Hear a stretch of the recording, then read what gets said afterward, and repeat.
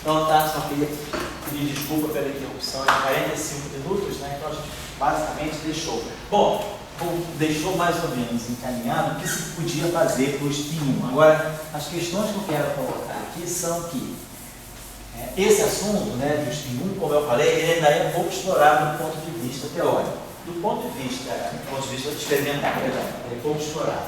Do ponto de vista teórico, a questão, não vamos investir, ninguém vai ficar investindo tempo para fazer isso, mas seria interessante perceber, isso não é complicado, né? Montando o gráfico de Feynman, vocês já podem ver que vai dar contribuição ao momento magnético, seria parte do momento transfer. O que a gente viu no caso do escalar é que isso não vai acontecer porque não aparecia nenhuma contração entre o momento transfer. A coisa ficava sempre proporcional ao momento do próprio escalar. Ao passo que aqui não. Basicamente, esse vértice aqui é o vértice essencial. Acho que esse vértice aqui é que desempenha um papel muito importante. Porque é esse vértice aqui que vai estar colocando, né, na hora que a gente for estudar os efeitos, né, de loop, ele vai estar colocando o momento do fóton aqui. Então, o momento transferido daqui para cá, que é o momento do fóton, ele vai estar entrando através desse vértice. Então, realmente, esse vértice aí deve dar uma correção que a gente faz está aparecer esperando. o momento transfera. Isso. Ele vai aparecer explicitamente por causa desse vértice. Coisa que não aconteceu no caso do escalar. Porque no caso do escalar, você não pode escrever um vértice desse tipo. Então, é isso aqui que prejudica. Ele não faz com que no caso escalar você possa gerar correção ao momento magnético. Essa é a discussão que a gente está assim, o W mini, a minha mini, se tivesse um Z mini, Z mini, a minha mini, se tivesse Z mini, aqui, tá? você poderia ter esse aí também. Isso. Ele estaria também contribuindo? Estaria contribuindo também, estaria. Quer dizer, nesse caso aqui, você estaria contribuindo, quer dizer, você teria esse vértice, além disso, você teria esse vértice. Para contribuir para o momento magnético, você tem que colocar aqui realmente na perna externa, tem que colocar aqui realmente o fóton. Então, aqui tem que ser realmente o fóton. E aqui é a matéria, e aqui é a matéria. Você vai colocar aqui nas pernas externas a matéria, e aqui o fóton. Agora, se esse vértice aqui entrar, ele vai ter que entrar aqui dentro. Não, mas aí não é assim, ele vai entrar como sub. Ele vai entrar como sub. Mas se você tivesse, por exemplo, um F mini vezes um Z mini também. Sim. O F mini, sendo que o Z, quer dizer, aí tem que ter só cuidado com uma coisa. O Z é real. Então isso aqui é zero. Então não pode escrever um objeto como esse com Z mini, porque isso aqui é simétrico, isso aqui é simétrico. A não ser que você tivesse um caso complexo, não. Então se você tivesse um outro tipo de Z, se você tivesse um Z e um Z linha, aí isso aqui faz sentido, entendeu? A coisa fica muito amarrada por causa do F mini, né? Essa é a questão. Ou então eu vou... O José, ele perguntou, né? A questão da carga elétrica, eu faço a seguinte pergunta. Você agora está com a carga elétrica com 4 campos de carga elétrica agora no jogo, né? Sim. A 1000, o Z e o Z. Quando você vai lá na QD, você diz que a carga elétrica é conservada. Vamos dizer que eu sou o Marcos. Você botou DLT. Daí o pessoal veio e botou a carga elétrica conservada, mas daí deu um limite para a conservação da carga elétrica, não sei quantos anos lá. Quando vou enfiando mais coisas na conservação da carga elétrica, e eu continuo com aquele limite experimental, dentro disso, Acho que você sim. pode poder. Acho que Um sim. daqui é DT. Isso. Só que o teu daqui é DT, Não entendi. está envolvendo, antigamente lá no Maxwell era 2 campos, um campo. Não, eu digo o seguinte, o limite experimental é um só. Você fixa, você vai olhar a lei de conservação da carga elétrica, ela é válida até com precisão. Isso aí é um dado experimental. Se você modifica a tua fenomenologia, agora para você, no teu modelo, a tua carga elétrica contém mais campos do que no meu. No meu modelo, a carga elétrica é o campo do elétron. Para você, o teu modelo, a carga elétrica é o campo do elétron, mas você tem elementos, você estendeu o teu modelo. No dado. Que inclui o dado, por exemplo. Então, esse limite experimental, que é o mesmo para nós, ele vai colocar vínculos no teu modelo. Então, por exemplo, os parâmetros do teu modelo que vão estar dentro do operador de carga elétrica, você tem parâmetros que vão estar vinculados por essa lei de conservação que você mediu. Então, você não vai mudar o bound experimental, mas esse bound experimental ele vai colocar vínculos em cima dos teus parâmetros. Eu acho que essa que vai ser o método de aplicação seria desse modo. O bound experimental ele coloca limites nos parâmetros do teu lagrangiano. Então, se você agora tem uma coisa estendida com mais campo, se tem mais parâmetros ali dentro, você vai usar aquele bound experimental para te dar uma relação dos teus parâmetros. Você tentaria dessa forma. A carga elétrica que existe nesse fala, não está perguntando quantos campos. Não está perguntando, é a carga elétrica. É conservada no laboratório. Isso, é conservada no laboratório. Aí você vai entender, o teu modelo não, no caso para mim, a minha carga elétrica tem aspectos mais microscópicos na minha carga elétrica. Então tudo bem. Mas aí, esse bound experimental vai vincular o teu modelo, vai te dar bounds em cima do teu modelo. Agora, por exemplo, se você fosse a carga elétrica, Sim. E você, quando é globalização, você da carga elétrica, a tendência é que ela se manifesta quanto mais campos puder se manifestar, eu acho que porque a carga elétrica é uma coisa forte, né? A física é simples, não tem massa, carga, spin e não muito mais coisa. Então, vou dizer, se a carga elétrica ela vai se manifestar só por um campo elétrico, ou se vai manifestar por mais campos, a tendência dela é se manifestar por mais campos. Mais campo, porque você tem todos os seus os quartos são carregados, os outros lépticos são carregados, você vai. Então você dá mais universalidade a ela, né? Os próprios Ws, né? Você vai colocar na carga elétrica o próprio W, né? Os próprios bósons vetoriais intermediários. Mas digamos, a gente está perguntando, a gente está discutindo aqui, só para todo mundo entender, você botou um W. E normalmente isso é estranho para a carga elétrica. Então, a gente está perguntando, será que a carga elétrica, a universalidade da carga elétrica, não existe, a gente sempre, no possivelmente, o número de campos mediadores da carga elétrica? Entendeu? Isso não dá mais universalidade para ela? Ou seja, mediadores não, campos que contribuem para a carga elétrica. Né? Mediadores é um fóton, você está dizendo. Pode ser o fóton, mas pode ser o zero também. Sei, e pode ser outros que carregam, não propriamente como os Ws e como elétrons. Entendi. Como as partículas escalares também, né? Quer dizer, porque digamos, a gente está perguntando como ia a lei de Maxwell. Um canal vai passar, vamos dizer, outro buscando uma nova universalidade para a carga elétrica. O que é essa tal nova? É fazer que seja mais gente carregando, intermediando a carga elétrica. Então você tem o W+, como algo além de Maxwell, é uma coisa que eu acho que seria razoável.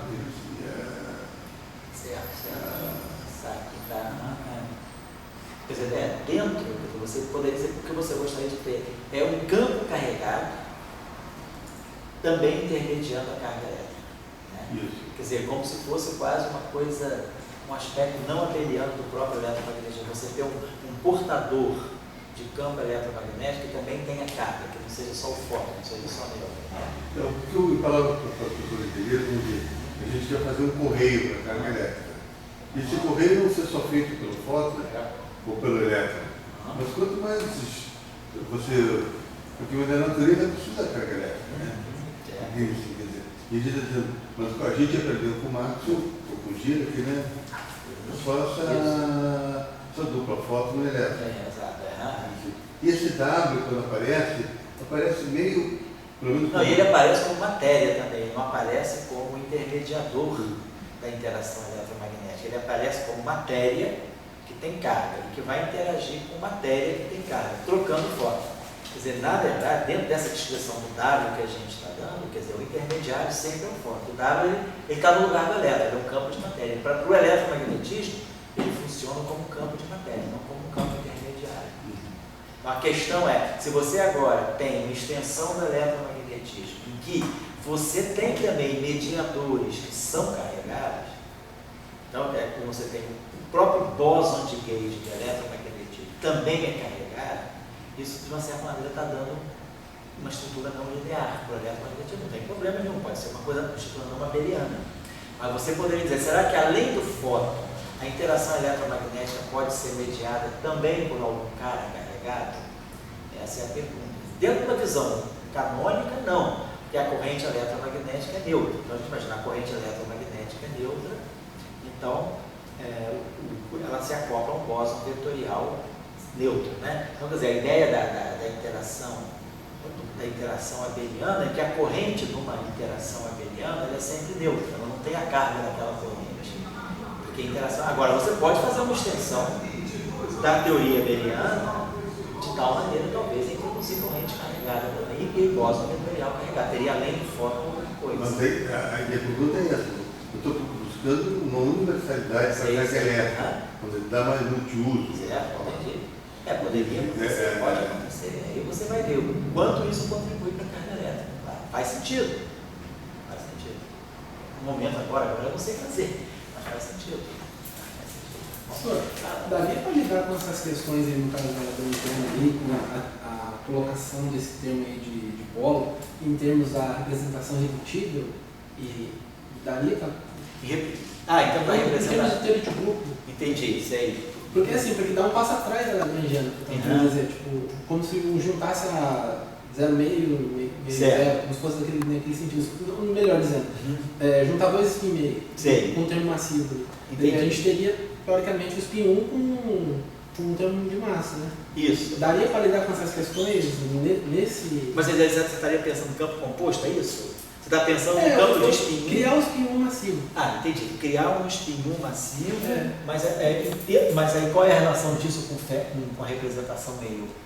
É que o spin meio com um spin meio eu conseguiria criar um vetor. Entendi. Então você está pensando num vetor composto de spin meio. Alguma coisa assim como a gente faz com o elétron, isso. Né? O fóton ali. Por exemplo, está pensando o seguinte, suponhamos que eu tenha um campo,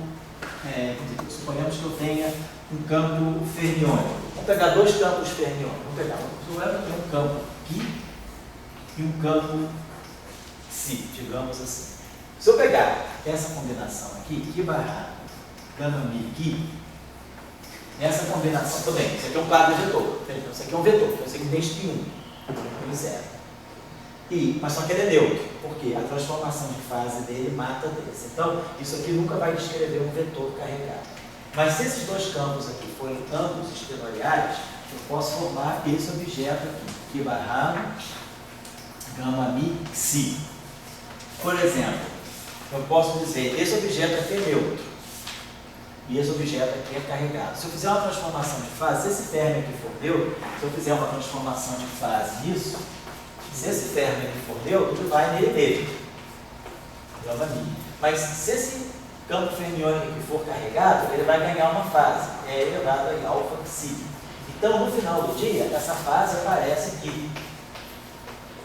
Então, esse campo aqui, ele acaba sempre se comportando como um campo vetorial carregado. Quer dizer, ele é vetorial, por causa do índice μ. Ele é carregado, porque esse cara aqui sendo carregado, confere a ele carga. Se for o mesmo campo, não, porque uma fase mata sempre a outra.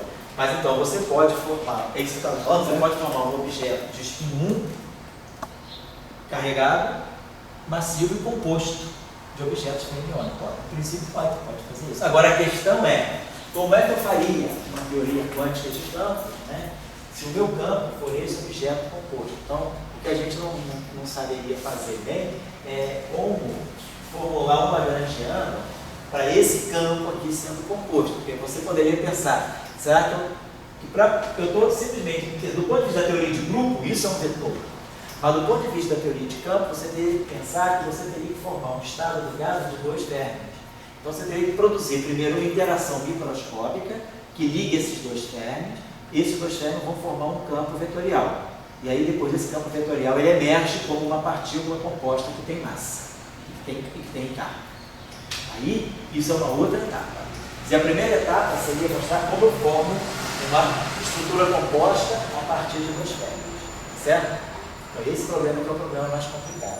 É como tratar o campo composto. Quer dizer, do ponto de vista da teoria de grupo, tudo bem, você tem um campo composto, tem spin 1 e tem carga. Mas eu não tenho uma dinâmica que me faça a interação entre esses dois fermis. Como é que esses dois fermis se ligam para formar no campo vetorial. Então esse aspecto aí, isso aí é o que, na literatura, quando você fala do Higgs composto, você está pensando num mecanismo desse tipo. Será que eu teria dois términos mais fundamentais que se ligam para formar um Higgs? Tá? Então esse mecanismo aí é o mecanismo, diz assim, é um mecanismo que a gente pode chamar de geração dinâmica.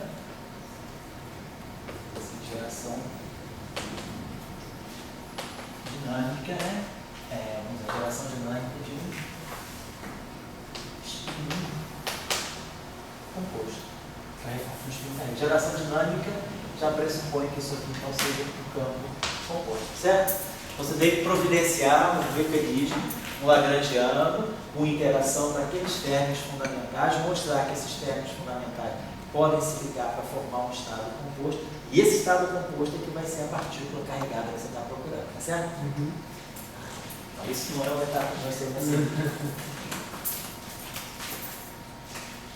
Só um número que ficou da... Pode falar da aula passada, pode falar. Primeira parte.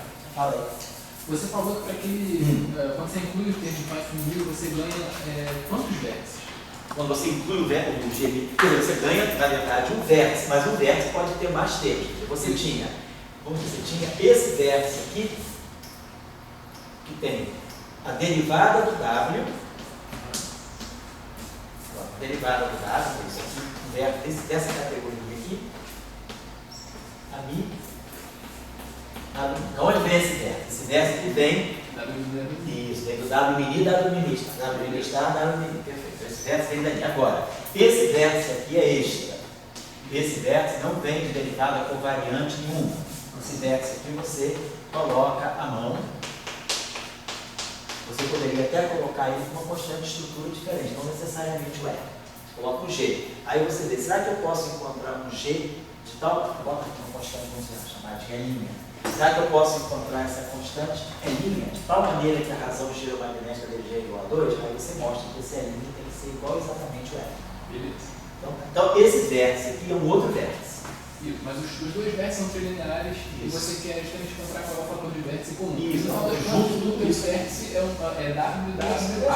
Exatamente. No final de tudo, esses dois acoplamentos do lagrangiano se traduzem em um único vértice. Aí a gente fez a conta e achou uma coisa desse gênero aqui. Tá? Isso. Quer dizer, isso aqui é essa parte que tem o E, que é a parte que vem daqui. E a outra parte vem daqui. Isso. Aí você junta tudo naquele lagrangiano que o Felipe trouxe aí do Cheng-Li. O Cheng-Li ele já dá tudo junto. Certo. Entendeu? Ele já dá um vértice único que leva em conta tudo. Se você observar lá no vértice do Cheng-Li, ele tem o momento de transferência, tem o momento do fóton e ele tem uma combinação que soma K1 com K2, que é o momento das duas partes de mecânica. Que é a parte dele. Isso, que é a parte que vem daqui. Então aquele vértice já encontrei tudo. Tá. Tudo bem. Certo? E ela, Oi. e esse termo ele pode ser obtido ou descoberto simplesmente fazendo o power counting do Lagrangiano original para ver o que faltaria para deixar ela mais renormalizada? Sim, você poderia dizer. O Φ4 da escala. Quando você vai escrever um Lagrangiano, um variante de Gauge, você vai escrever o Lagrangiano mais geral possível, que seja invariante de Gauge e que seja compatível com a normalizabilidade. Então, se você vai fazer aquele D escalar, aquele D vetorial, naquele D espinorial, você poderia colocar esse termo aqui. Esse termo aqui é invariante de Gauge, Esse termo aqui, a fase daqui mata a fase daqui, esse cara é invariante, então esse termo aqui é invariante de Gauge. Por que eu não coloco ele naquele D? Não coloco ele naquele D porque a constante de acoplamento que aparece aqui, isso aqui tem dimensão 3 vezes 3 meio, 3 ou 4 ou 5. Essa dimensão aqui, essa constante de acoplamento, ela apareceria com dimensão negativa de massa ao quadrado, massa menos 2. Então essa interação aqui é não renormalizável.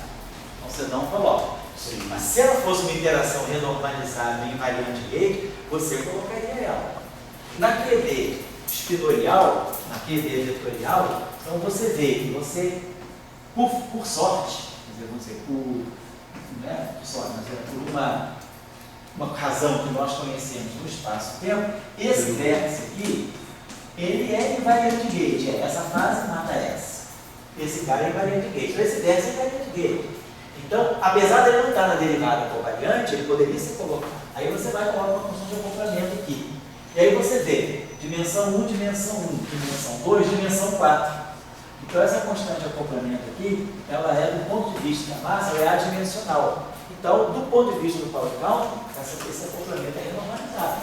Então, você pode colocar ele, oi? Ele pode já ser determinado sem chutar. Pode ser determinado sem chutar. Sem encontrar. Agora, você pensaria, eu coloco aí, que constante de acoplamento eu coloco aqui? Você pensa, bom, eu estou fazendo uma interação entre o objeto carregado e o campo eletromagnético. Então, por universalidade, eu imagino que um objeto carregado interaja com o campo eletromagnético sempre com a constante de acoplamento R. Então, a constante de acoplamento que aparece aqui é razoável. Eu poderia colocar uma genérica, mas ele seria razoável por quê? Porque eu estou falando de interação eletromagnética. Então, é de se esperar que a constante de acoplamento eletromagnética seja única, seja universal. O I eu só coloco porque esse termo aqui tem que ser real. Se eu fizer tirar o conjugado complexo desse termo, dá menos ele. Então, como dá menos ele, eu coloco I, isso aqui fica real. Mas aqui está a física. Eu coloco essa constante de acoplamento porque eu estou descrevendo a interação eletromagnética. Então, esse termo é razoável por isso. A gente poderia...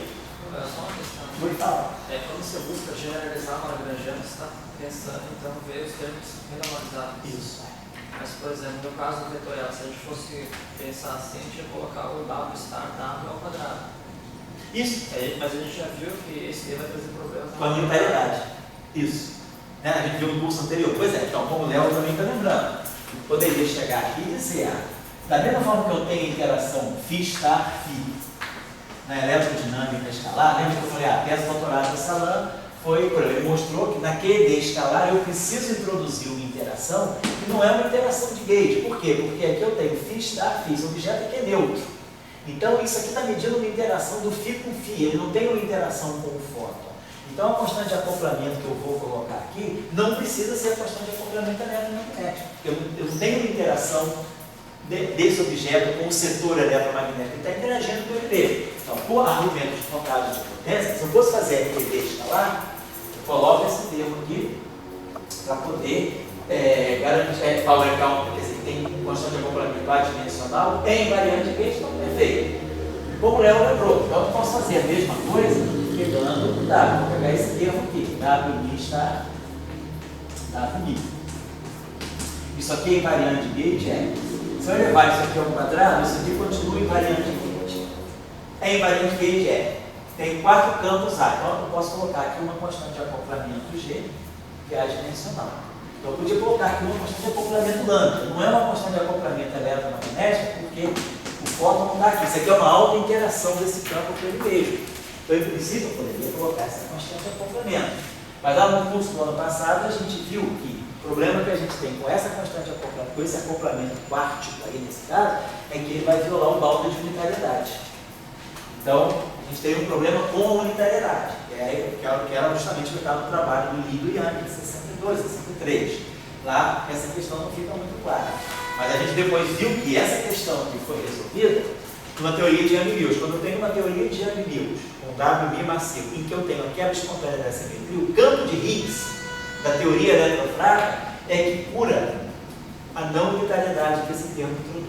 Então, na teoria eletrofraca, o campo de Higgs que entra para quebrar a simetria espontaneamente, ele automaticamente cura o problema que vem dessa quebra de unitariedade que a gente tinha falado. Essa quebra de unitariedade vem porque eu tenho a parte longitudinal do bóson vetorial massivo que faz com que a seção de choque cresça indefinidamente com a energia, quebrando o limite de unitariedade. Ao passo que tendo o Higgs ele contribui para quebrar esse efeito.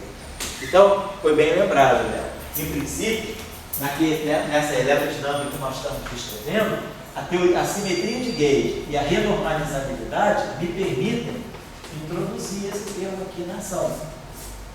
Então, esse termo aqui é renormalizado do ponto de vista da contagem de potência, porque isso aqui não tem dimensão. É invariante de gauge, beleza. Da mesma forma que esse termo está aqui, na teoria, na QED escalar, esse termo poderia estar aqui na QED vetorial. Só que na QED escalar, esse termo aqui não é perigoso para a unitariedade, porque esse campo é escalar, ele não tem parte longitudinal. Aqui, isso eu quero fazer na tua dissertação, o Corrati e o Hamann, né, no trabalho Ele dele. fala exatamente isso que você acabou de falar. O que ele fala? Essa questão da quebra espontânea de simetria da SO2 com 1 e a integração do Higgs neutro Entendi. para eliminar os termos que não Seria são renormalizados. que não são renormalizados. Então tá. Só que eu não sei fazer isso. Tá bom, não, eu vou ler com vocês, pode deixar, vamos discutir isso. Mas então a questão está aqui. Agora, esse termo aqui, ele é invariante de Gauge, tudo bonitinho, porém ele quebra a unitariedade. Então eu não teria, eu violaria o bound de unitariedade. Então é por isso que esse termo não é colocado, certo? Mas ao mesmo tempo, esse termo não ser colocado é ruim, porque ele pode ser gerado, porque ele não tem invariante de Gauge, então a simetria gera ele. Então a moral de tudo isso que nós tiramos é que uma teoria de Gauge abeliana, puramente abeliana, com bóson vetorial massivo carregado, ela é inconsistente. O único jeito de salvar um bóson vetorial massivo carregado é um cenário de Yang-Mills. Esse bóson vetorial massivo carregado ele tem que estar incorporado numa teoria de Yang-Mills, que aí a teoria de Yang-Mills é que salva ele. No caso, então, a derivada covalente ela deveria ser generalizada para a derivada covalente adjunta. É de SO2, né? Vamos trabalhar essas questões na tua tese. Tá? Bom? Se prepare. Se prepara, vai dar muita aula aqui. Vai ficar famoso aí. Tá bom? Pergunta a vocês. Eu não sei se eu tinha deixado, mais ou menos assim. Ficou no ar de olhar a decomposição de Gordon no vetor do campo vetorial da Mi? Uma decomposição de Gordon. Está tentando. Estou tentando, estou tendo. Não, só vocês estão com isso na calma. Então tá, para saber. Quando estiver pronto, vocês me falam também. Bom, vamos começar agora essa discussãozinha que eu fiquei fazendo com vocês. Eu tinha deixado dois textos, né? Duas referências na aula passada, né? Sobretudo a referência do Wiltshire. Só vou citar aqui que eu já tinha deixado, eu não vou nem precisar escrever. O Moody com o Wiltshire. Vocês tinham essa referência aqui. É sobre ela que eu vou comentar mais hoje. Moody.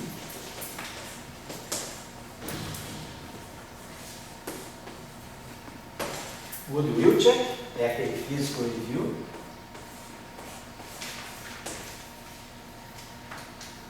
De 30.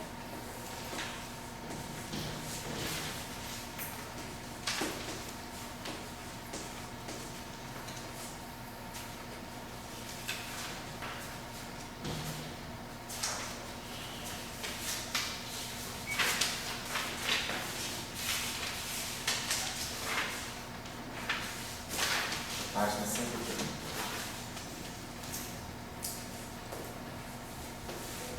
E depois do trabalho mais recente, né, da dos momentos, que é o Mochorio e Dobres. Esse Dobres e Mochorio.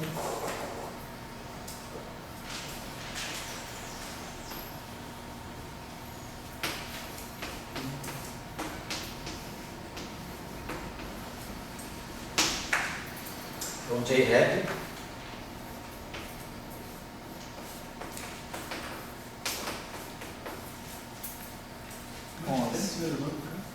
Foi Dobrescu. Dobrescu.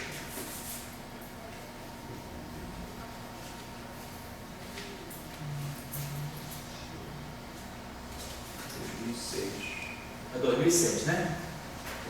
J-Rap 11, 2006. Acho que é a página 1. Agora, brilhante. Essa página 1.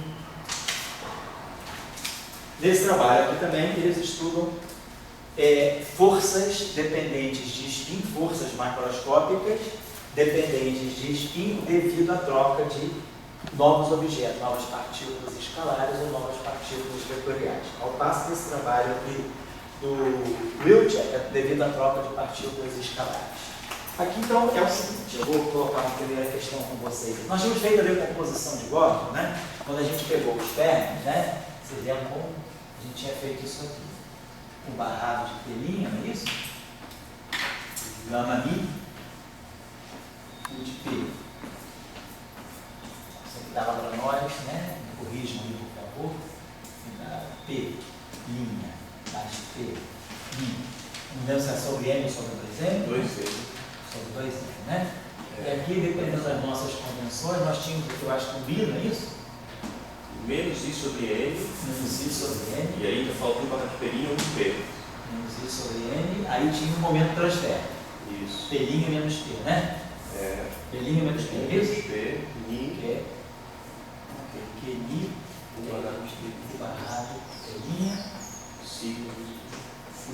Ni. O de P. O de P, né? E ali tem um barra de P e um de P. Aqui dá, esqueci. Perdão. Aqui fica o escalar, né? Então fica P mais pelinha.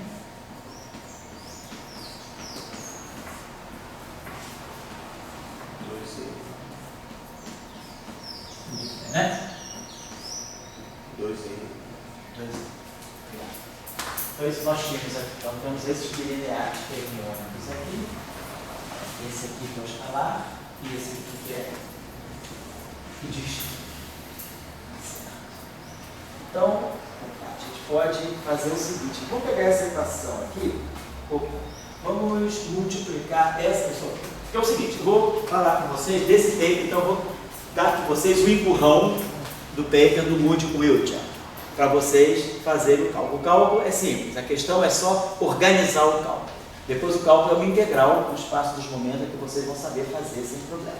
Mas aí eu só quero encaminhar o cálculo com vocês. Vamos olhar o seguinte, vamos pegar essa equação aqui, pelo que eu estou vendo aqui do caso dele, na verdade quem está interessado em estudar não é a interação com o bóson vetorial massivo, não. Ele está interessado em estudar a interação do tipo escalar. Então, o que o paper vai tentar estudar, porque esse trabalho aqui do Wiltshire, na verdade, o Wiltshire estava interessado nessa época, em 1984, ele estava interessado na questão do áxion. A motivação desse paper aqui, esse paper aqui não saiu do nada, ele saiu, esse paper aqui do Wiltshire de 84, ele está ligado à discussão do áxion. O áxion é uma partícula escalar. É um escalar. O áxion é uma partícula escalar que está associada a um problema bastante importante na QCD, que é o problema da violação de CP forte, né? É o chamado Strong CP, o CP Strong. A violação de CP forte na interação, a violação de CP na interação forte, ela pode ser introduzida através de um termo desse tipo no lagrangiano da QCD, um termo do tipo θ, F', F tilde. Aqui tem um traço. Θ,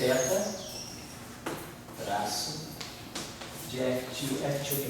Na eletrodinâmica convencional, na eletrodinâmica abeliana, esse termo aqui é uma derivada total. Ele não é um termo, vamos dizer assim, que dê propagação, não é um termo, do ponto de vista lagrangiano, ele não faz efeito, porque ele é um termo de natureza topológica. Na verdade, eu posso escrever esse termo como uma derivada total, né, que faz uma... Isso aqui é um epsilon, mi, kappa, lambda, eu posso integrar por partes isso aqui. Isso aqui, na verdade, esse termo aqui, na verdade, no caso abeliano. No caso abeliano, tem uma estrutura desse tipo, dmi, epsilon, mi, kappa, lambda, aí, f, kappa, lambda. Então, esse termo aqui, no caso abeliano, pode ser reconduzido a uma derivada total. Então, no caso abeliano, ele é inconsequente, do ponto de vista, ele não dá equação de movimento, ele é um termo que, na ação, ele só está dando o termo de superfície. Então, ele teria um termo de natureza topológica, ele só mede os campos no infinito.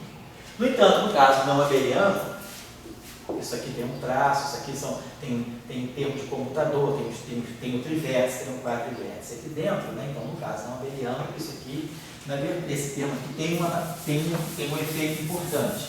Só que no caso abeliano, esse termo aqui, ele viola CP e ele tem um problema fenomenológico. Se nós colocarmos esse termo aqui, no lagrangiano, ele daria, quer dizer, ele dá um momento magnético, um momento de dipolo elétrico, quer dizer, a contribuição desse termo aqui é tentar dar um momento de, quer dizer, dar uma contribuição muito pequena ao momento de dipolo magnético do nêutron. Então, o momento de dipolo magnético do nêutron, que é muito pequeno, ele fixa esse parâmetro como sendo na faixa de 10 a menos 9. Então, esse problema é um problema que, por que esse número tão pequeno? Por que esse parâmetro θ seria tão pequeno? Então, a ideia na época foi que todo o problema estava, se esse termo aqui é constante, esse termo teria que ser muito pequeno e ele daria uma contribuição, essa contribuição pequena, né? Não foi medida ainda, é um protocolo elétrico do grão. Então, a ideia que surgiu na época, devido a Péchet e Quinn, tiveram uma ideia diferente. Ao invés de introduzir esse termo aqui como sendo um θ constante, eles disseram, esse θ aqui pode ser um campo escalar. Então, esse termo aqui é um termo que tem esse campo escalar, e esse campo escalar tem um termo de propagação, dθ ao quadrado.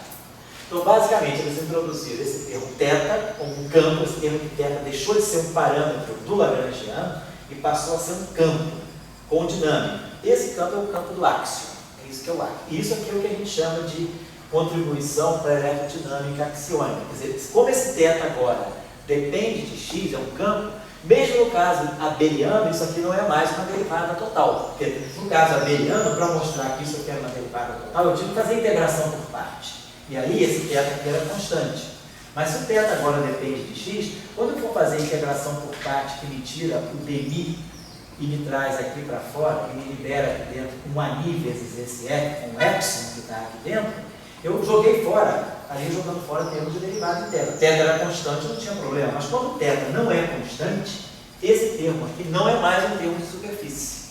Então esse termo aqui dá a contribuição para a equação de movimento. O θ agora, no caso abeliano, tiro o traço, no caso abeliano, então esse termo aqui agora é um termo de interação. Isso aqui é um campo θ, isso aqui tem o epsilon, tem o a, então isso aqui é um campo, é um termo que vai ter interação de dois fótons com o áxion. Então eu tenho aqui um vértice, que seria fóton, interagindo com o áxion.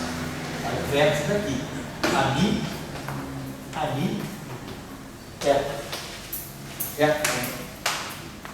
Quando eu olhar a regra que vai ter dmi ali, aqui tem f lá, então isso aqui vai me dar um vértice desse tipo. E esse θ aqui é um campo que se propaga. Nessa formulação da PCD, com esse termo de Péchet e Quinn, que é o termo de θ chamado de axion, mostra-se que tem-se uma simetria global, vou mostrando aqui, que é quebrada espontaneamente. E aí esse θ aqui, ele ganha uma pequena massa, é o áxion. A massa que o áxion tem é uma massa que advém de uma quebra espontânea, de simetria global. Então, é o que a gente chama então, de um pseudo-bóson de Goldstone. A gente tem os bósons de Goldstone e tem o pseudo-bóson de Goldstone. O bóson de Goldstone é um bóson de massa nula, né? Em geral, um bóson escalar de massa nula, que aparece devido à quebra espontânea de uma simetria global. No caso de eu ter uma simetria global mais ampla, eu posso produzir bósons de Goldstone, que é esse campo aqui, é um escalar, mas ele vai adquirir massa, né? ele vai adquirir massa por causa de uma quebra de uma outra simetria que dá massa para ele, que dá massa para esse escalar. E aí ele deixa de ser um bóson de Goldstone porque a massa dele não é mais zero, e passa a ser um pseudo-bóson de Goldstone. Essa é que é a ideia do áxion. Então, num trabalho anterior a esse, que não é esse, de 82, o Wilczek, depois até no trabalho de 87, ele faz um trabalho de 1987, onde ele descreve a axiônica eletrodinâmica. Nessa época ele estava interessado nessa questão dos áxions, porque se pensa que o áxion possa ser um bom candidato à matéria escura. Existe a possibilidade de que, existe a discussão de que o áxion possa ser ele é um objeto neutro, ele é real, ele é um campo escalar neutro pouco massivo. Então ele tem uma baixa interação gravitacional, não tem interação eletromagnética, ele seria parte da matéria escura. Então nessa época toda a discussão estava aqui. O que o Wilczek está fazendo nesse paper de 84? Nesse paper de 84, o Wilczek está interessado em estudar a interação de partículas de spin meio trocando áxions. Então, nesse trabalho aqui que nós estamos falando do potencial, que é o Moody e Wilczek, eles estão interessados em estudar essa interação. Vamos dizer que eu tenho aqui uma corrente eletrônica, ela vai trocar áxions, e aqui então, como se tivesse elétron aqui, os elétrons vão interagir trocando áxions. Então, para isso, ele propõe que o áxio também se acople. Aqui, eu tinha o áxio acoplado ao fóton, θ, F, F2. Eu posso agora ter o áxio acoplado ao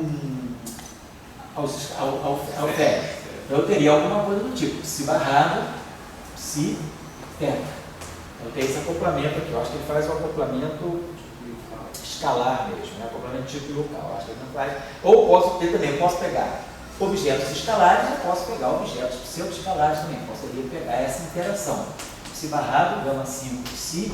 E se o áxio é um pseudo-escalar, aqui essa interação. Então, o papel do Wildt é ver o seguinte: se partículas de spin meio interagem trocando objetos de spin zero, que sejam escalares ou pseudo-escalares, no limite de mais baixa energia, a troca de escalares vai induzir que tipo de interação entre os elétrons? Além da interação, claro, o elétron tem repulsão, né? Ele vai introduzir também uma interação de spin.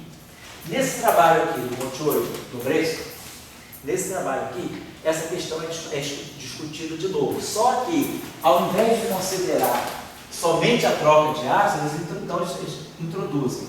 Pode trocar áxios aqui dentro, pode trocar fóton, pode trocar Z0, ou seja, pode trocar diferentes partículas aqui. Eu acho que eu não sei se eles estudam o spin 2 também. Não, spin 0 e spin 1. Então, eles vão ter forças geradas entre objetos de spin meio devido à troca de spin 0 e spin 1. Pode ser o fóton, pode ser o Z0, que é massivo.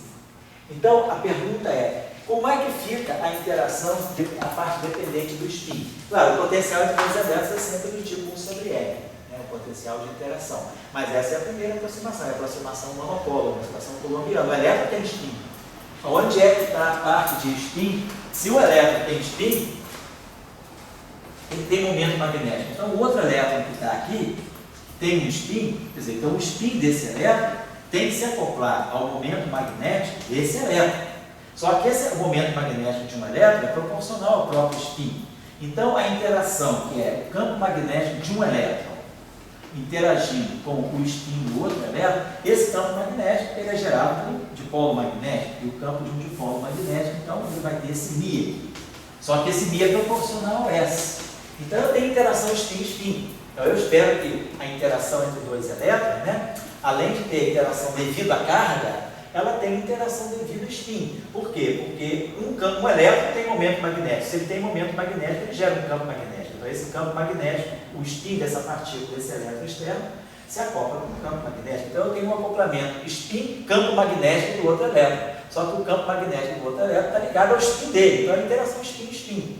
Então, é razoável que no meu potencial eu também tenho uma interação spin-spin. Então, além da interação coulombiana, né, e depois o que vocês vão chegar a essa resposta, além da interação coulombiana, que é se a partícula trocada é massiva, então nós temos uma interação tipo local, menos a massa da partícula, distância sobre R. Se a massa da partícula é zero, claro, isso tem que dar a interação coulombiana. Se a massa da partícula não é zero, ele dá uma interação tipo local. Depois, nós podemos ter uma interação que vai ser proporcional também ao spin. Então, eu vou ter o spin da partícula 1, escalar spin da partícula 2, e claro, eu vou ter termos aqui que podem ser termos de 1 sobre R2, tá? Isso aí a gente depois vai sair. Então, nós temos uma parte do potencial, que é a parte sem a interação de spin, que é a parte meramente coulombiana, vamos dizer assim, a parte de monopolo, e depois a parte de interação spin-spin. Então, é isso que a gente, essa que é a ideia. Só que nesse paper, no paper do Mochoy e do Bresco, estuda a parte de troca de vetores. Aqui nesse paper do Wiltshire, é apenas estudar a troca de escalares.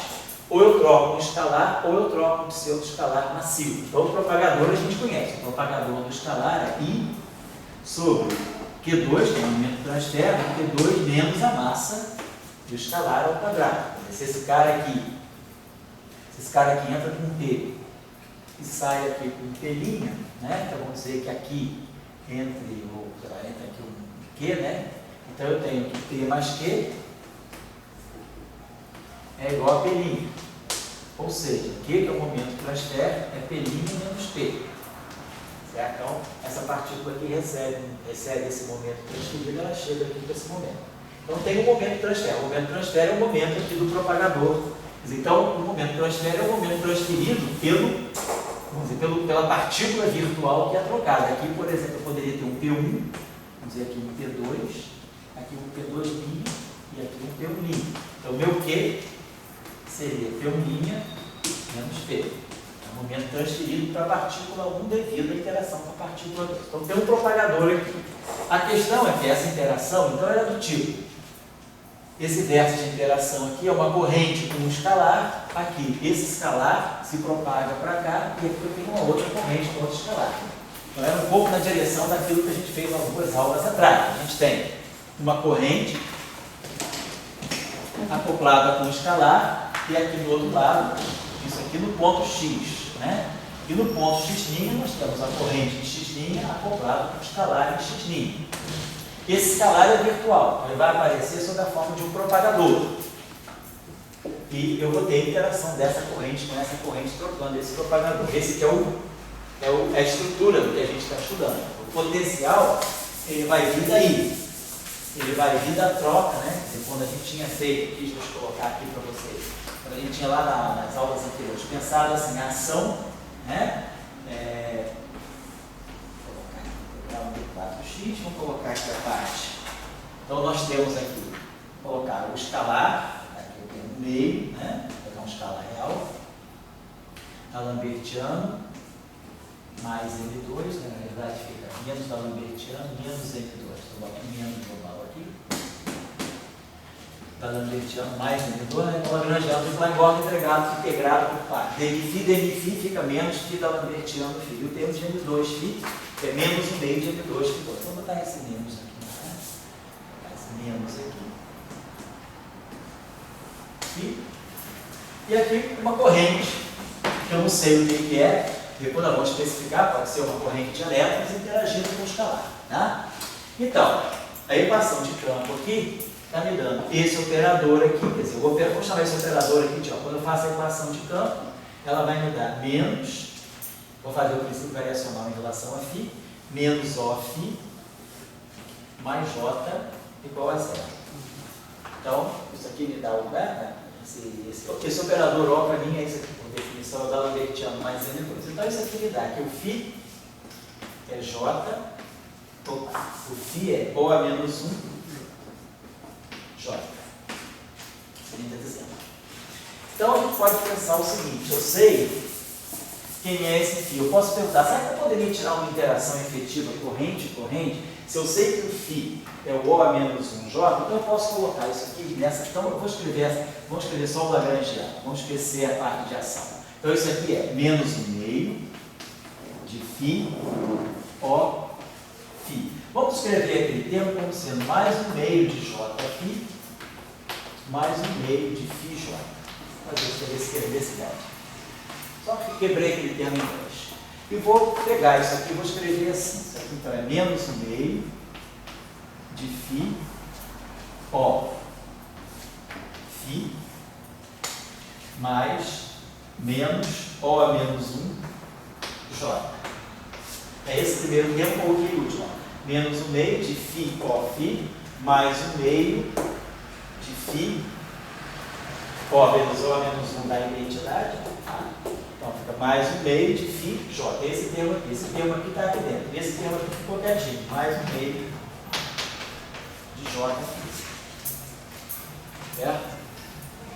Esse termo aqui eu não toquei. Por que eu fiz isso? Foi interessante eu fazer isso. Só para colocar esse termo aqui. Isso é zero, né? Oi? Não seria zero? Qual? Isso aí não pode ser zero? Qual termo? Esse aqui? Esse aí que está aí dentro. Porque é ali, ó. Esse aqui? É. Por quê? Porque por causa está escrito ali, ó.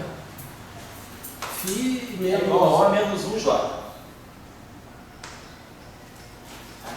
Φ, então, φ igual a... Ah, tá aqui, né? É. Φ, deixa eu ver se está certinho aqui. Ah, tudo bem. Só prestar atenção numa coisinha aqui. Isso aqui é uma equação de campo.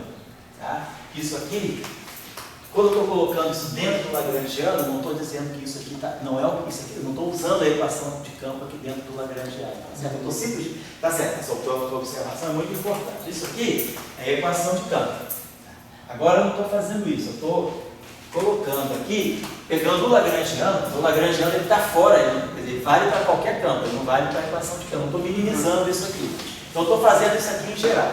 Eu apenas fiz essa fatoração aqui, tá certo? Então, aqui eu não estou usando a equação de campo, porque o campo que está dentro do Lagrangiano, ele não é o campo que satisfaz a equação de campo, porque o campo só satisfaz a equação de campo quando eu aplico o princípio variacional, minimizo a ação, não estou minimizando a ação, certo? Então, está aqui. Então, agora, essa expressão aqui, eu posso fazer o seguinte, deixa eu apagar isso aqui. Vamos fazer a seguinte transformação aqui. Então, isso aqui está dando para mim o seguinte, isso aqui vai me dar menos 1/2 de φ ó φ. Tá legal? Depois, ele vai me dar esse termo aqui. Vamos fazer a seguinte transformação agora. Vamos fazer isso aqui. Vamos dizer que esse objeto aqui, φ menos O menos 1J, eu vou definir isso aqui como sendo um novo campo finito. Vou chamar isso aqui de um campo finito. Então vamos colocar isso aqui dentro do Lagrangiano. Vamos trabalhar com esse campo aqui. Na verdade, eu vou chamar isso aqui de finito.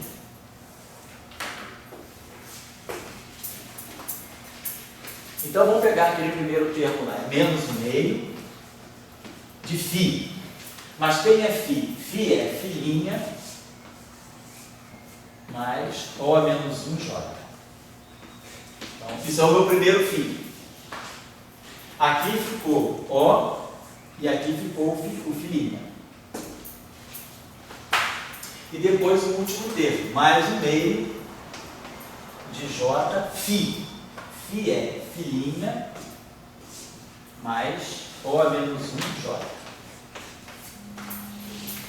Então, cadê a manipulação que a gente está fazendo aí?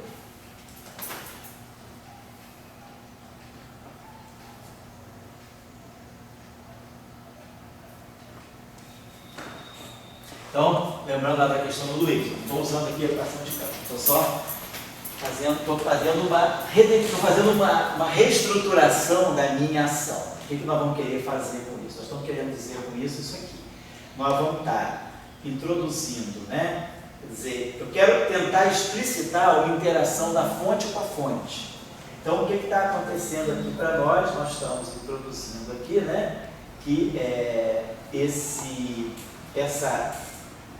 redefinindo, na verdade, vendo que essa fonte aqui, quer dizer, eu estou pegando esse campo efetivo aqui, então, fazendo introduzindo a fonte dentro do campo, através desse termo aqui que a gente está fazendo. Então, muito bem, o que isso aqui está dando para nós? O primeiro termo dá menos 1/2 de φ' ó φ'. Então, o primeiro termo está aqui. Então, vamos apagar isso para poder colocar na entrada.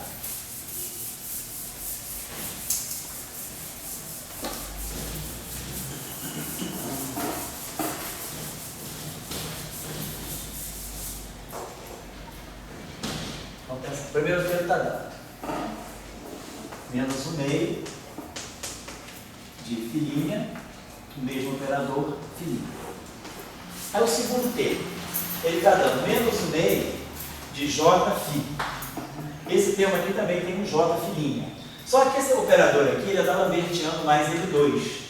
Então, quer dizer, esse termo aqui eu já escrevi, tá? Então esse termo aqui já está fora. Ficou esse termo com esse. Só que esse objeto aqui eu posso integrar por partes, porque isso aqui é um D'Alembertiano mais L2. Então, esse D'Alembertiano vem para cá 2 vezes, não tem problema.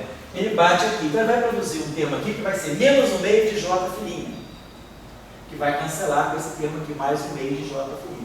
Então a integração por partes me joga esse operador para cá. E aí, esse cara dali, aquele menos, cancela esse. Então me sobra depois aqui um termo que vai ser mais 1/2 de J, O, J. Só um momento, cara. Foi muito Vai lá. Ali quando você tinha um negócio de movimento. Não, isso aqui eu nem vou usar. Esquece isso aqui. Eu fiz só para ilustrar, não vou usar, porque foi eu fiz a questão que o Luiz levantou. Não estou usando isso. Estou fazendo o seguinte, Pedro. Vamos voltar aqui. Fazendo as etapas que eu apaguei aqui. Eu reescrevi esse Lagrangiano, já todo mundo está vendo esse Lagrangiano. Aí eu reescrevi esse Lagrangiano assim, ó. Menos 1/2 de φ ó φ. Chamei O de D'Alembertiano mais L2. e peguei esse termo aqui, quebrei assim, o meio de Jφ mais o meio de Φj. Só fiz isso. Aí, isso aqui me habilita a pensar o seguinte, a pensar que esse termo aqui e esse termo aqui eu vou juntar. Então eu faço a seguinte ideia. Eu boto esse menos o meio em evidência, Φ, O. Então isso aqui me dá Φ menos O menos 1, J. É esse termo aqui, mantenho esse termo aqui, mais o meio de J. Então isso aqui me fez pensar o seguinte, na verdade, esse campo aqui, eu posso incorporar o efeito da fonte nesse campo. Eu vou redefinir um campo, filinha. Então eu chamei isso aqui de filinha. Então eu vim aqui substituir. Quem é Φ? Então ficou menos o meio. Quem é Φ? Φ é filinha mais O menos 1J. O filinha. Tá aqui. Peguei esse termo aqui e simplesmente no lugar do Φ, deixei isso aqui, já é filinha. E no lugar desse Φ eu substituí por filinha mais isso aqui. E mantive esse termo aqui, mais o meio de J. E quem é Φ? Φ é filinha mais O menos 1J. Então fiz só essa repassagem aqui, só redefini esse campo. Com isso que eu fiz aqui, daqui para cá, foi essa etapa. Essa etapa aqui me levou à seguinte redefinição. Eu vou redefinir um campo filinha que vai ser Φ menos O menos 1J. Esse termo aqui é inconsequente, porque no fundo eu estou jogando em cima do campo algo que não depende do campo. Então todas as flutuações do campo estão aqui. Isso aqui é uma coisa que depende só da fonte. Então eu redefini esse objeto. E aí agora minha ideia é reescrever aquilo ali em termos de filinha. Então foi o que eu fiz. Quem é esse Φ? É filinha mais O menos 1J. O, isso aqui já é o filinha. Mais o meio de J, Φ. Mas quem é Φ? É filinha mais O menos 1J. Então agora eu passei desse lagrangiano para esse, substituindo Φ por filinha mais O menos 1J. Foi o que eu fiz essa redefinição de campo. E aí agora eu tenho um lagrangiano para filinha, no campo, vamos dizer, para o campo novo, no campo filinha. Aí sim, isso que o Pedro falou, agora que eu estou com esse lagrangiano para filinha, isso aqui me dá esse termo. E esse termo aqui, devido à integração por parte, cancela a interação da fonte com filinha. O acoplamento da fonte com filinha se cancela através desse sinal menos. É preciso esse sinal menos. E aí eu fico com um termo agora, que sobrou, esse aqui morreu. Então, esse termo aqui matou esse. E aí sobrou esse termo aqui, que é interação fonte-fonte. É O menos 1. Então, esse termo aqui, ele está me dando uma interação efetiva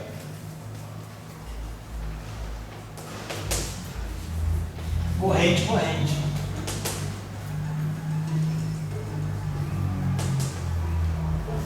Com interação mediada, né? Por O menos 1. Mas quem é O menos 1? O menos 1 é justamente o inverso do operador O, que é justamente o que? A função de Green de dois pontos, é o propagador. Então esse aqui é o propagador do campo φ.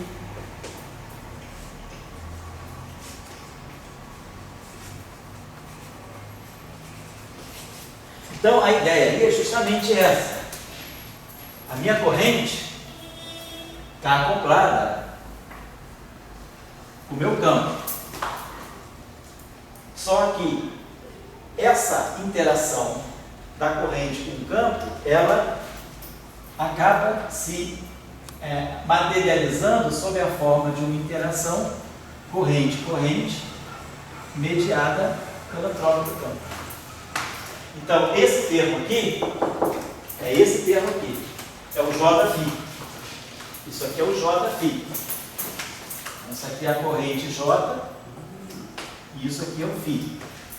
Nessa outra visão, que aí esse termo aqui agora é um termo completamente desacoplado. O filinha está desacoplado do J. O que é importante é que o filinha, ele deixou o efeito dele. Se eu tirar a equação de movimento para filinha agora, é O filinha igual a zero. Então esse campo filinha, ele está desacoplado, ele não tem nada que gere ele. Ao passo que aqui eu tenho uma interação corrente-corrente. Então, essa interação, ela me gera uma interação corrente-corrente, trocando aqui o propagador do fio, que é o O-1. O O-1 é o propagador do fio.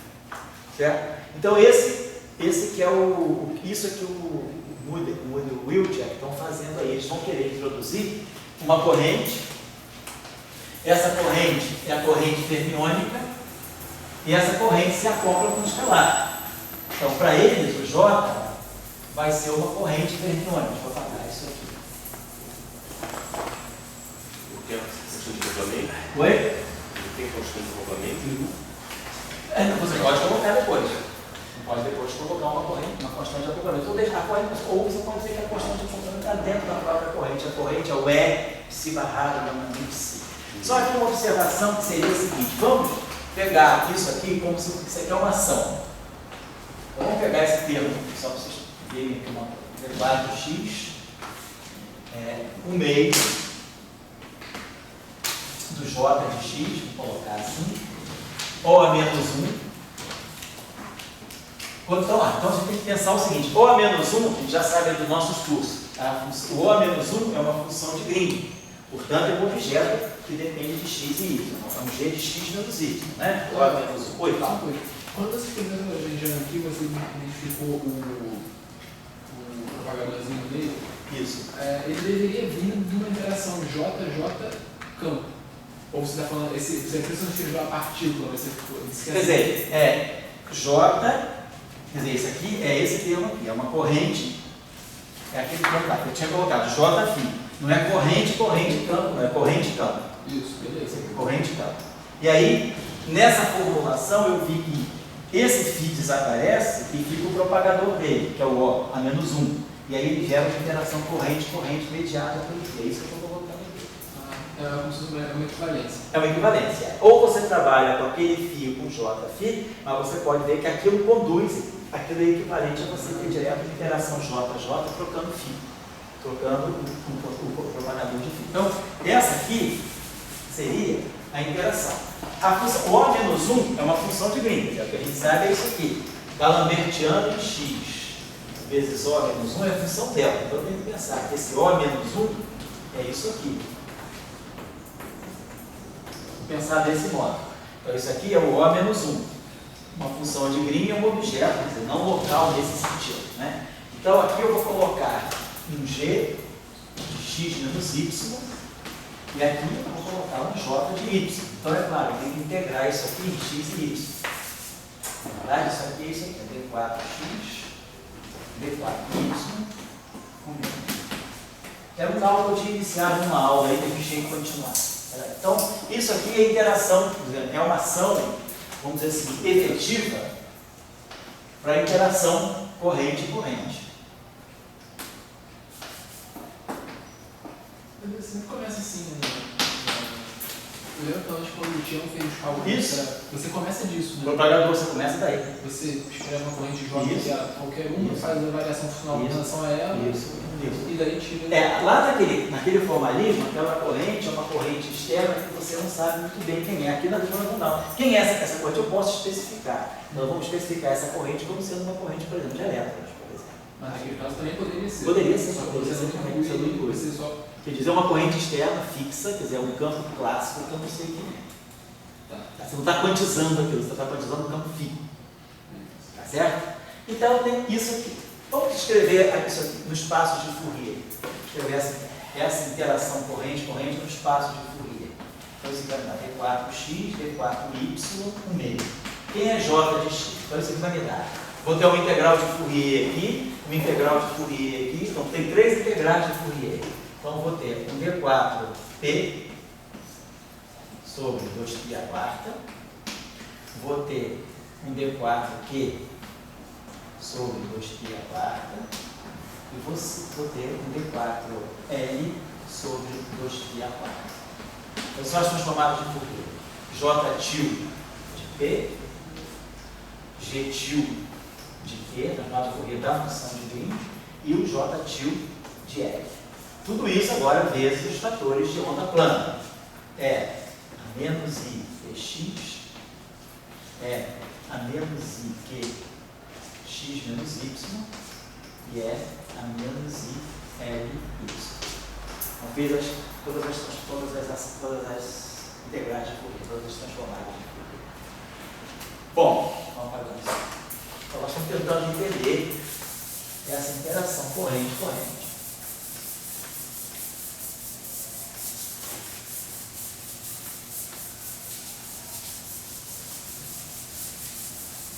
Professor, olha, essa interação aí, como você citou, se fosse de elétron, ali é plausível você imaginar, né? Porque é interação colombiana mesmo, né? Isso, Mas você está tentando generalizar para qualquer corrente? É para qualquer corrente. Você pode colocar ali uma corrente pseudo-vetorial, uma corrente vetorial, não importa. Você pode generalizar para qualquer corrente. Em geral, porque essa corrente é compatível com o campo que é trocado. Se eu tivesse um campo vetorial, a minha corrente seria J' ali. Então eu teria interação efetiva entre J' e J'. Tá? Quer dizer, essa corrente, ela vai ter sempre que ter os índices, ela vai ter que ter sempre os índices saturados com o campo que é trocado. Uma corrente escalar, ela vai interagir com o campo escalar. Uma corrente vetorial vai interagir com o campo vetorial. Certo? Mas eu posso generalizar isso para qualquer corrente, desde que eu coloque aqui o campo compatível com aquela corrente para me dar um escalar de Lorentz. Certo? Tá? Então vamos lá, vamos ver. Vamos dar uma trabalhadinha aqui. Vamos juntar todas as exponenciais de x.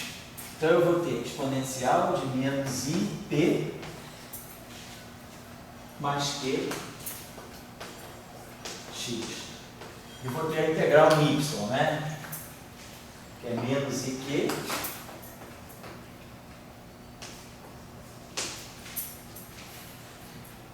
mais LY.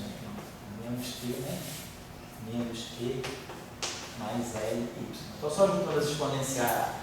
O x e as duas exponenciais em x são negativas. As exponenciais em y, o Q vem positivo, né? Então, posso colocar que é elevado a Q menos L. Menos Q mais L. Tá, não coisa. E aí, quando eu integrar em x, isso aqui vai me dar um 2π² delta de P mais Q. Quando nós integrarmos em y, isso aqui vai me dar um outro 2π² delta de menos Q mais L. Isso aí eu tenho a integral em x e a integral em y, porque nada mais ali depende de x e y, são as exponenciais. Então, nós temos P mais Q, né? Tem que ser igual a zero. E menos Q mais L tem que ser igual a zero também. Então, o L é igual a Q, então P mais L igual a zero, então o L é menos P. Vou colocar assim.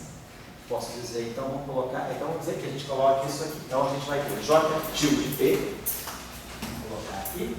Vamos deixar, acho que eu estou deixando, então vamos produzir. Deixa eu pagar aqui, vamos produzir um 2π², que vai cancelar um 2π² aqui. Vamos colocar um outro 2π², essa corrente aqui tem P, e essa corrente aqui tem P. Vamos deixar essas duas, eu cancelei os dois 2π² aqui. E aí, no lugar dessas exponenciais, vamos colocar os fatores de função delta de Dirac. Então, vai aparecer aqui um delta de P mais Q.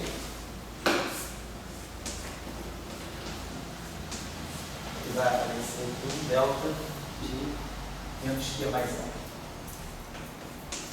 A delta ímpar é parte da delta de menos Q mais L, aqui menos L, então faz.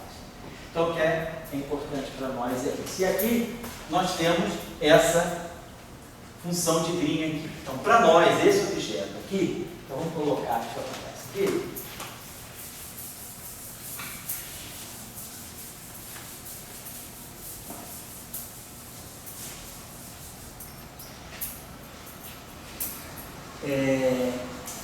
Então ficamos com isso. Vamos deixar aqui, se vale a pena, não vale a pena a gente eliminar. Eu poderia eliminar a integral, ou seja, eu eliminei a integral de x, tá? Isso sai.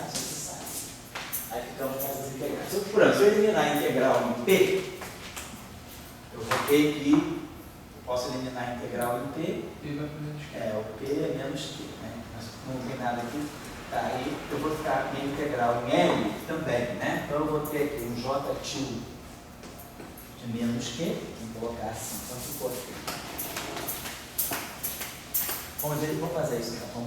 Então, interação efetiva, corrente, corrente. Ela está migrando aqui, um meio. E aqui nós temos a integral D4Q sobre 2π a quarta. E aí aqui nós vamos ter a corrente J tilde de P. Então P igual a menos Q. Aí vamos ter aqui o propagador, vamos ter aqui a função de Green, G tilde de Q. E vamos ter aqui a corrente J tilde, é igual a Q. J tilde. Então essa expressão aqui está me dando basicamente uma energia, ó, é a ação, né? A ação é T menos D. Ela está me dando então uma interação, porque isso aqui não tem dependência em termos cinéticos aqui, isso aqui é como se fosse um potencial, isso aqui está fazendo o papel de um potencial, uma corrente, função de Green, corrente. Certo? Então, e aí o que é importante aqui é a presença da função de Green fazendo essa mediação. Por exemplo, se nós tivermos uma fonte estática, uma fonte que só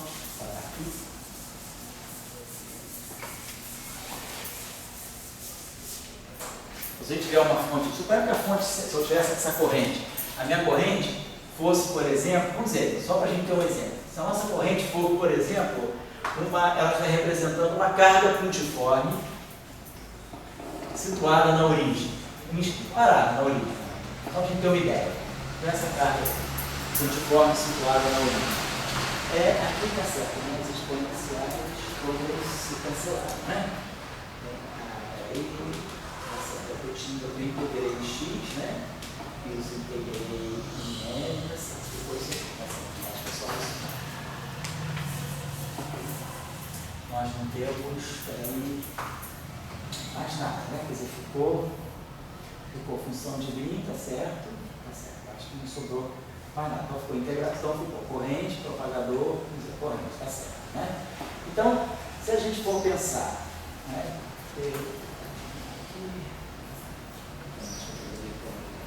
Isso mesmo, né? A gente fez a transformada de Fourier do J, fez a transformada de Fourier do G, fez a transformada de Fourier do outro J, integrou em X, integrou em Y, assim, e no final, a integração em X me deu uma onda plana, a integração em Y me deu uma outra onda plana. A gente não tem mais nada aqui para colocar. O propagador, quer dizer, a função de está ali, né? O propagador que a gente vai colocar. Certo, acho que basicamente é isso. Tá.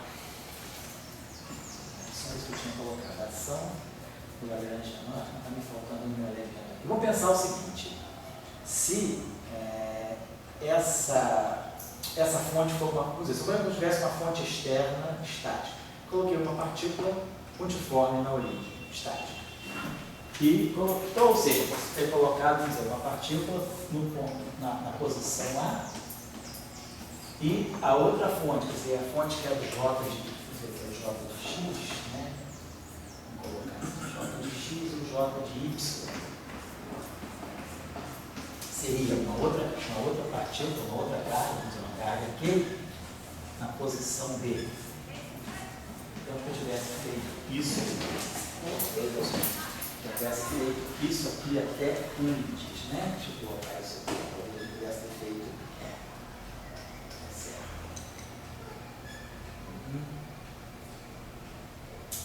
Vou fazer assim. Bom, aquilo ali, nós vamos pensar aqui. Eu vou tentar fazer uma coisa. Se a fonte for estática, deixa eu fazer uma modificação aqui. Antes de fazer aquilo ali, vamos pensar em propagar isso. Vamos supor que eu tenho essas duas fontes estáticas. É isso que eu fiz aqui. Eu fiz a integral de x e y direto, né? Eu não pensei na estrutura da fonte. Vamos voltar a essa expressão que a gente tinha. Deixa eu colocar. A expressão da ação efetiva da corrente com a corrente, colocando aqui o que nós tínhamos. O meio Tínhamos ainda isso, D4x, D4y. Vamos colocar, então aqui nós temos o J de x, aqui o G de x menos y, e aqui o J de y. Vamos colocar a coisa assim. Vamos fazer o seguinte, vamos pegar uma corrente estática agora. Vamos pegar esse ponto aqui. O que seria a corrente J de x? Eu poderia dizer, tem, por exemplo, uma carga aqui. Se eu voltar atrás, você pode fazer a transformação de Fourier da corrente. Pois é, poderia fazer isso, mas Do delta, poderia fazer, posso fazer isso, mas eu preferiria, quer dizer, o que eu vou, na verdade, fazer. Quer dizer, quando nós colocarmos aqui essa fonte estática, nós vamos substituir, a ideia seria, que eu acho que o que vai ser importante, vai ser, vamos fazer isso aqui, tá? Vamos pegar a corrente, vamos pegar essa corrente, só para a gente ter uma ideia. Tá certo, isso aqui tudo bem, vamos dizer que a gente quer que a fonte seja estática. Então eu teria o J de x, seria isso aqui, uma carga aqui, não é carga eletromagnética, uma carga aqui, situada, vamos dizer, numa posição fixa do espaço. Vamos dizer isso aqui, x menos a. Como o Pedro falou, vamos tirar a transformada, vamos escrever a transformada de Fourier disso. Quem é o J til, transformada de Fourier, quer dizer, J til de quê? Vamos chamar isso aqui, vamos chamar de uma outra coisa, vamos chamar de uma carga G1. Depois o outro chama de uma carga G2. Tá? Então, quem é a transformada de Fourier? A transformada de Fourier é integral D4x, né? Do J de x, é aí que é x. Vamos fazer isso aqui. Eu já fazendo isso aqui. Só querendo olhar quem é a transformada de Fourier dessa corrente estática. Não seria D3, professor? Oi? Não seria D3? Por enquanto é D4. Depois vamos colocar aqui as coisas. Isso, vamos colocar. Agora sim, vamos começar a colocar observação. Então isso aqui é integral. dx0. Vamos fazer uma transformada de Fourier inversa. D3x. Então, a minha corrente J de x agora é um G1 delta de x menos a. E aqui eu vou ter E, A, I, Q0, X0, é a menos I, Q escalar A. Certo? Então, se a minha corrente, vamos pegando aqui, como o Pedro falou, não precisa nem voltar, vamos usar aqui a transformada de Fourier das correntes. Se essa corrente aqui é uma corrente estática, quer dizer, é uma fonte, é uma partícula com carga G1 localizada no ponto A. A corrente independe do tempo. A corrente é uma carga multiforme. Quer dizer, a fonte, na verdade, é uma carga multiforme, independente do tempo. Está aqui. Então, se eu colocar essa transformada de Fourier, quando eu integrar em x0, integral em x0 vai dar 2π delta de Q0. Então, isso aqui vai me dar um 2π delta de Q0.